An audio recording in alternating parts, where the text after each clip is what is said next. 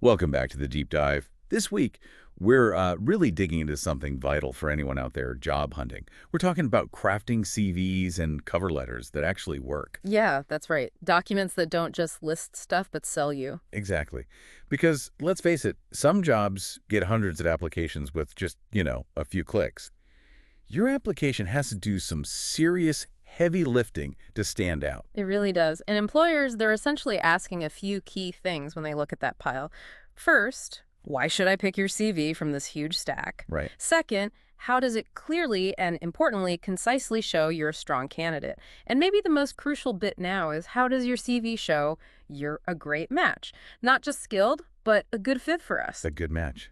That's interesting. So it's not always about being the absolute strongest on paper? Not always, no. Companies, they often pick the best match over just the strongest candidate. Think culture fit, team dynamics. So you really need to showcase, your hard and soft skills, your responsibilities quantified if possible, and crucially, your achievements. What value did you actually create?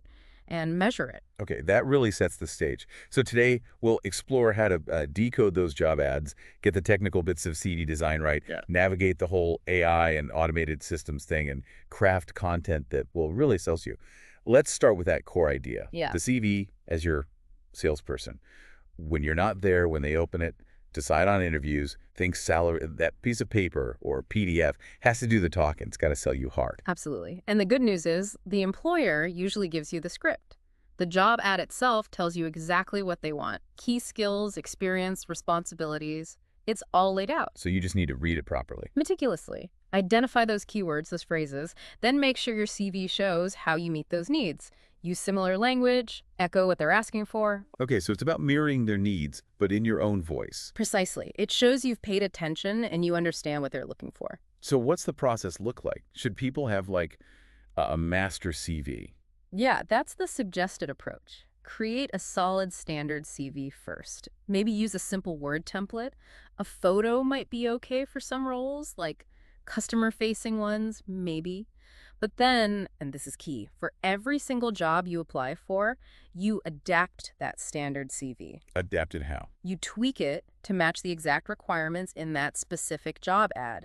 Show you're not just good, but you're the most suitable candidate for this role. Right, sending the same generic CV everywhere. It's just highly unlikely to get you interviews. The spray and pray method really doesn't work anymore. Okay, let's shift to the visuals then, that first impression. Yeah. What makes a CV look, inviting? Fonts, colors, layout. Such a crucial point. It's like dressing for the interview, right? The look matters instantly. So fonts first. Consistency is vital. Use the same font for your CV and cover letter. Which fonts work best? Well, classics are usually safe bets. Things like Arial, Calibri, Garamond, Georgia. Times New Roman is okay. Maybe Verdana, they're readable. Size-wise, stick to 11 or 12 points for most text. Headings can be a bit bigger, maybe up to 14 points. Anything to avoid. Definitely avoid those really thin or light font variants. They look stylish maybe, but they're terrible to read on screens, and that's where most CVs get seen first. Good tip. And industry matters too, right? For sure. Law or finance, stick to traditional. Design or advertising, you can go a bit more modern. Then color and emphasis. Keep it simple. 2 colors max, usually. Black text is standard. Maybe use a contrast like dark gray, navy, or a deep green for headers or contact info. Just a touch. And bold or italics. Use them sparingly Yeah. for emphasis to guide the eye. Bold, italics, maybe some capitalization. But don't overdo it. Clarity is king. Okay, clarity. What about margins and spacing? How do you make it breathable but not wasteful? Good question. Ideally, aim for margins around 2 to 2.5 centimeters all around. If you're really tight on space, you could go down to 1.25 centimeters, but be careful it doesn't look crammed. Readability suffers, and line spacing. Generally, 1.0 to 1.5 points. I often recommend 1.15 points is readable without wasting too much space. And make sure the space between main sections is a bit more than the space within subsections. Keep subsection spacing uniform. Little details that show care. Got it. File types and length. Is PDF always best? How long should it be? Mostly PDF, yes. It locks your formatting, looks the same everywhere. That's crucial. But if a company specifically asks for Word, maybe because of their applicant tracking system, their ATS. The dreaded ATS. Exactly. If they ask for Word, give them Word. Otherwise, the ATS might not read it properly. Big mistake to ignore that instruction. And length. 1 page, 2. It varies. Huh. New grads, usually 1 page is enough. Entry to mid-level, 2 pages is pretty standard. Senior folks, academics, 3 pages or even longer isn't unusual, especially in fields like medicine or academia where you list publications, detailed projects. Okay, let's tackle those digital gatekeepers, AI and ATS. This is where things get really interesting and maybe a bit scary for applicants. How do they actually impact your chances? It's a huge topic now. AI tools can be helpful for, say, getting started on content, generating initial ideas for a CV or cover letter. But you can't just copy-paste from ChatGPT, right? Absolutely not. What AI spits out needs heavy editing. You have to modify it, improve it, make it yours. If you just plug in a job ad and use the output, your application will likely look identical to others who did the same. Plus, HR folks are getting pretty good at spotting that generic AI feel, especially if fluency matters. So AI is just a small part. A small part, maybe 25% of the work, tops. It's a tool, a starting assistant.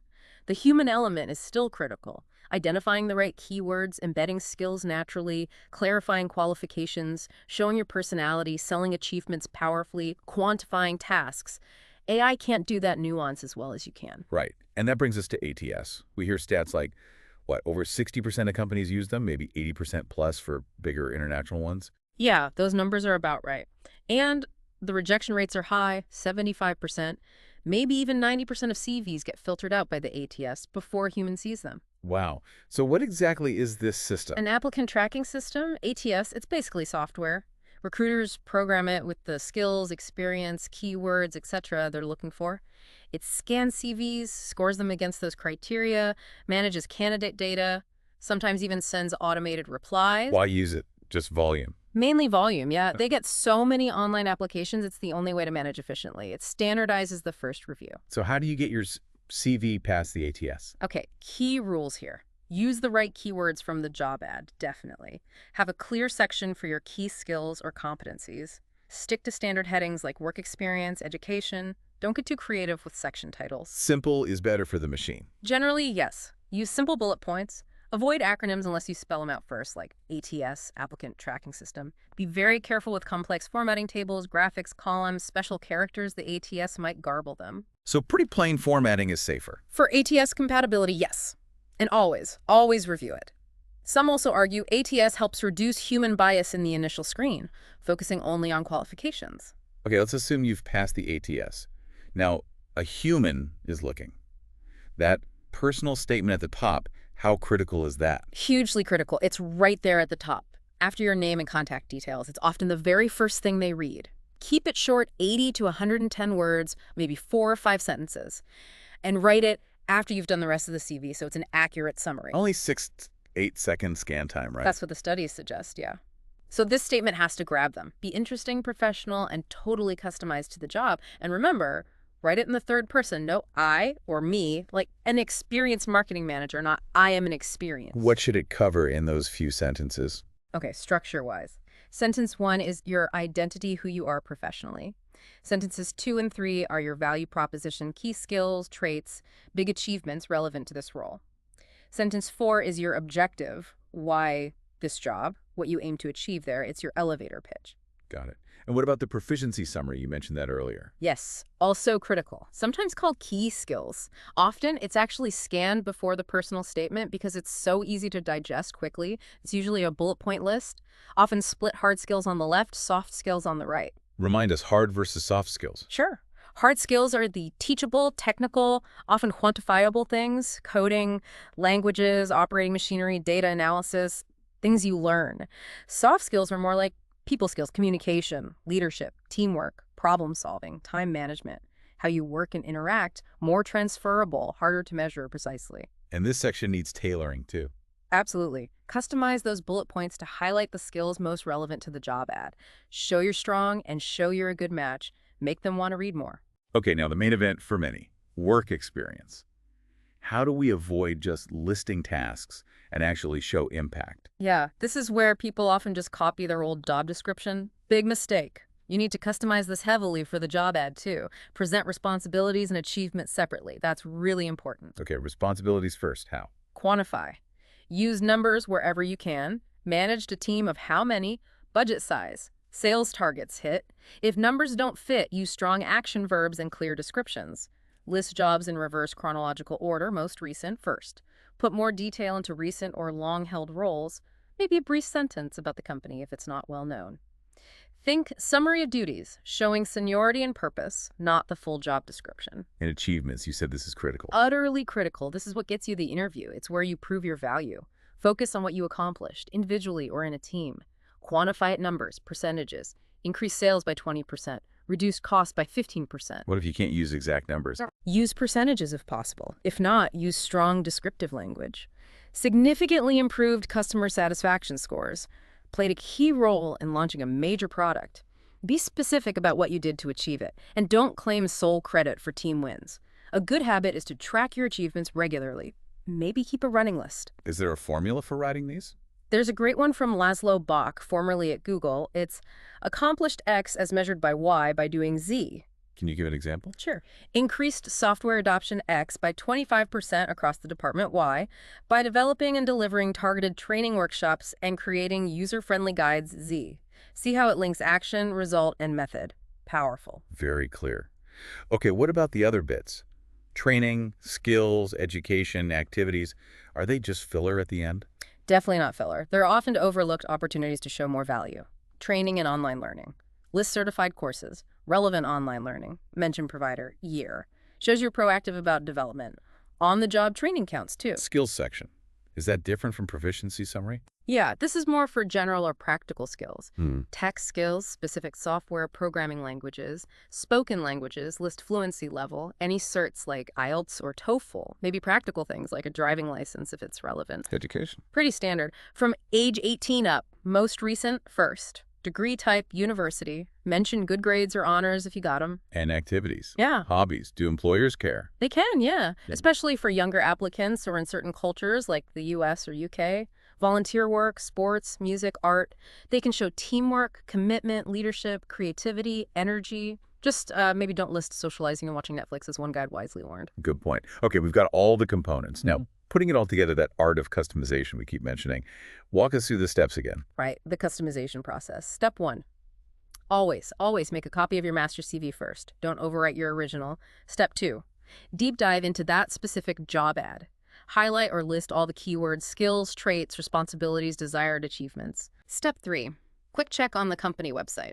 Look at their mission, values, culture. Can you subtly reflect any of that language? Shows you're a good potential fit.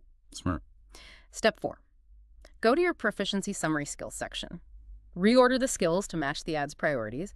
Maybe tweak the wording slightly, like changing motivate to coach if coaching is emphasized in the ad. Step 5. Do the same for work experience. Reorder responsibilities and achievements to highlight the most relevant ones first. Weave in keywords from the ad naturally. Example, manage 12 engineers could become manage a culturally diverse team of 12 engineers if diversity is a stated value or requirement. Subtle but effective changes. Exactly. Step 6. Look at the keywords you highlighted from the ad, any important ones still missing. See if you can naturally incorporate them into your personal statement to really hammer home your suitability. It's an iterative process. Makes sense. Finally, the cover letter. Still necessary? Seems like extra work when you can just click apply. It is extra work, and that's partly the point. Yes, it's still very relevant. HR often requests them because it dramatically cuts down applications. Maybe by up to 80%, it tests your commitment. Yeah, a filter in itself. Precisely. It's a huge opportunity for serious candidates to grab attention. It's different from a motivation letter, which is usually longer, more personal, often for NGOs or academia. Rules for the cover letter. Rule number 1. Do not send the same generic letter everywhere. It must be tailored. It needs to explain why you're the best qualified and the best match for this specific job.